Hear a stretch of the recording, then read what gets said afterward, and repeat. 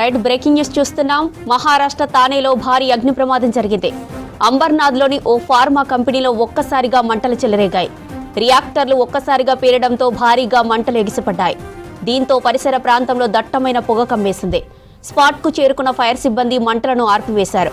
ప్రమాదంలో భారీగా ఆస్తి నష్టం జరిగినట్లు తెలుస్తోంది. ఘటనపై కేసు నమోదు చేసిన పోలీసులు ప్రమాదానికి గల కారణాలపై దర్యాప్తు చేపట్టారు.